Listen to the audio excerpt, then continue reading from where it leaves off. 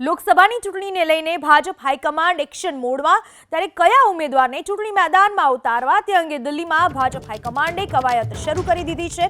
અખબારી અહેવાલ અનુસાર ચાલુ ફેબ્રુઆરી માસના અંત સુધીમાં ભાજપ લોકસભાના ઉમેદવારોની ઘોષણા કરી શકે છે। એક અહેવાલ એવા પણ પ્રાપ્ત થઈ રહ્યા છે કે રાજ્યસભાના સાંસદ વર્તમાન કેન્દ્રીય મંત્રી મનસુખ માંડવિયા અને પુરુષોત્તમ રૂપાલાને લોકસભાની ચૂંટણી લડાવાઈ શકે છે। ગુજરાતની લોકસભાની 26 બેઠકોની વાત કરીએ તો કોને ટિકિટ આપવી તેને લઈને મનોમંથન ચાલી રહ્યું છે। સૂત્રોના મતે આ વખતે ભાજપ હાઈકમાન્ડ વર્તમાન સાંસદોને રિપીટ નહીં કરે એ વાત નક્કી માનવામાં આવી રહી છે। મોટાભાગના સાંસદોને ટિકિટ નહીં આપવાનું હાઈકમાન્ડે મન બનાવી લીધું છે। ત્યારે લોકસભાની ચૂંટણીમાં ભાજપ રાજકીય સમીકરણના સોગઠા ગોઠવીને નવા ચહેરાને તક આપી શકે છે।